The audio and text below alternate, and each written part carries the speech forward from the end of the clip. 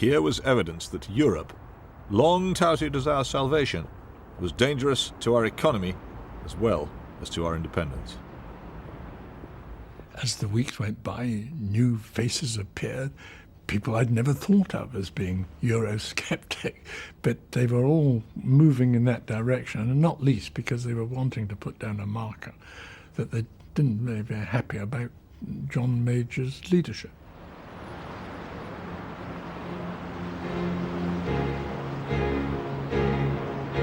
Seeing Major in trouble, the Sceptics pounced at that autumn's Tory conference.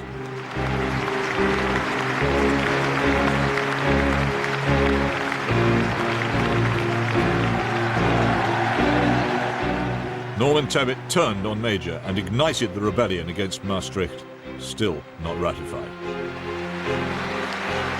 Do you want to be citizens of a European Union?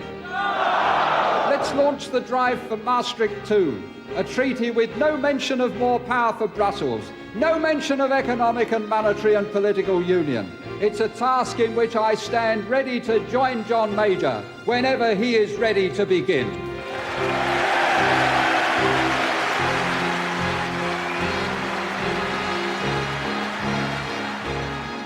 I thought I might be able to save the government from itself. I used to style myself in those days the leader of Her Majesty's loyal opposition, in the sense that this was a treaty which I saw as being fundamentally bad for Britain, and that within it there were a whole load of hooks on which new policies would be set in place.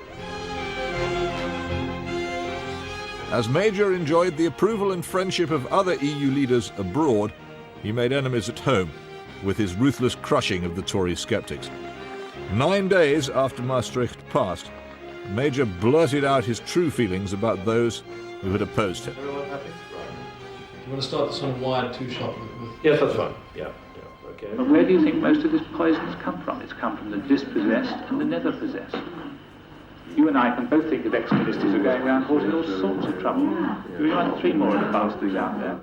There was an ambiguity because there were 4 Eurosceptics in the cabinet, and his remark was, I don't want another 3 of the bastards out there, in reply to why didn't he sack the Eurosceptics.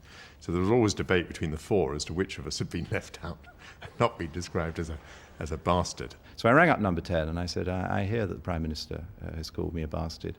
I assume this is false. Can I go and deny it? No, you can't.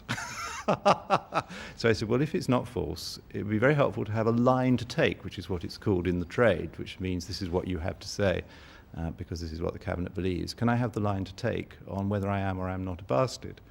The answer came back, there isn't one. The unofficial line was that the Sceptics were bastards, and nasty bastards at that, but obviously not nasty or effective enough. For in the end, they, and their Bruges Group allies, had failed to influence policy. So many of them concluded that the Tory party was not their friend, but their foe. I became more and more convinced the Bruges Group itself was lacking the weight to pressurise the government into doing anything very radical, especially after the government's insistence that Maastricht be pressed through. Sked set up the Anti-Federalist League and stood in the '92 election. A year later, while still lecturing at the London School of Economics, he started the UK Independence Party. I had picked up a number of supporters. It looked as if there was every chance we could set up a new party. So there was a meeting at LSE one weekend. We decided to call it the UK Independence Party.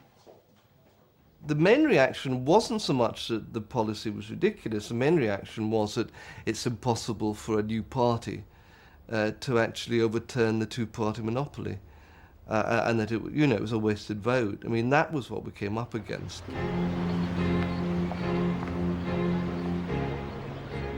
The divisions in Conservative ranks hadn't gone away because Maastricht was ratified or because some sceptics had defected. Far from it. There was now a civil war as bad as Labour's had been 20 years before. Disastrously for the Tories, this split became the dominant political story of the time, though it didn't shift policy. The subject of Europe was so painful that on the whole the cabinet didn't talk about it. That may strike you as extremely surprising, but actually during many of these painful months and years, the subject did not appear on the cabinet agenda.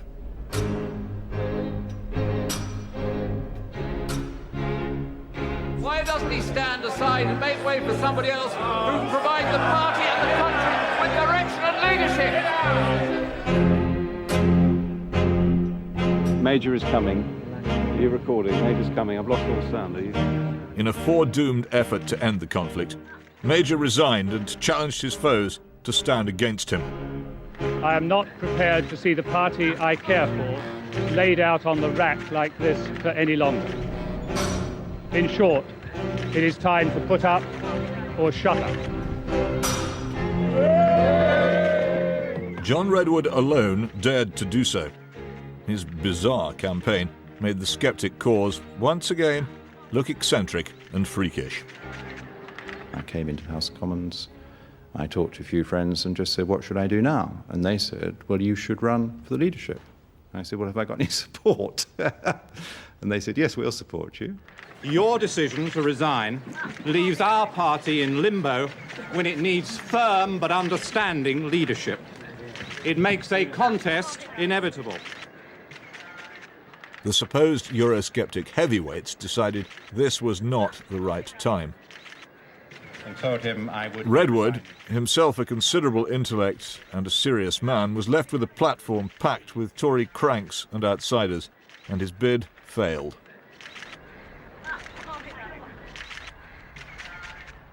But the Tory government still had 2 miserable years of splits and squabbles ahead. Defeated inside the party, many Sceptics now looked elsewhere for salvation. And those of our members who will have been elected. James Goldsmith was a very exotic player in this particular drama. The Treaty of Maastricht will I think he tried to widen the Sceptic case by making it to do with the referendum rather than what you thought should be the ambitions and the limits of European power. Jimmy Goldsmith was a good thing insofar as the referendum party secured a promise from the Conservatives that on the euro there would be a referendum, and that was later endorsed by Tony Blair. He was a negative factor insofar as he gave the Eurosceptic movement the idea that the only way forward was to depend on multimillionaires and billionaires. Even a multi-billionaire couldn't have saved the Tories in May 1997. Much of Labour's campaign had been phony, including this staged welcome, but the Tories had paid the price for fooling the country and themselves about what Europe meant.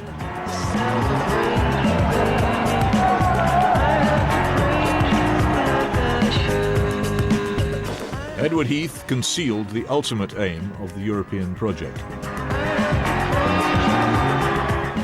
Margaret Thatcher discovered far too late that it was impossible to be a patriotic Tory and a Europhile.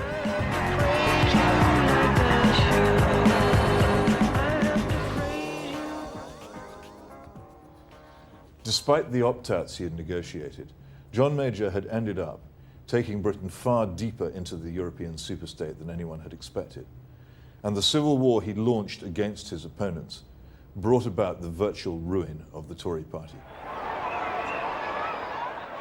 Labour ought to have been the Sceptics' nightmare. Anthony Blair claimed to be a keen Brussels enthusiast, and his party, once pledged to leave, were now pledged to go in as deeply as they could. But it wasn't quite so simple. The high watermark for pro-European thinking within the Labour Party was actually the election day of 1997. New Labour was specifically a reaction to the policy positions held in '83.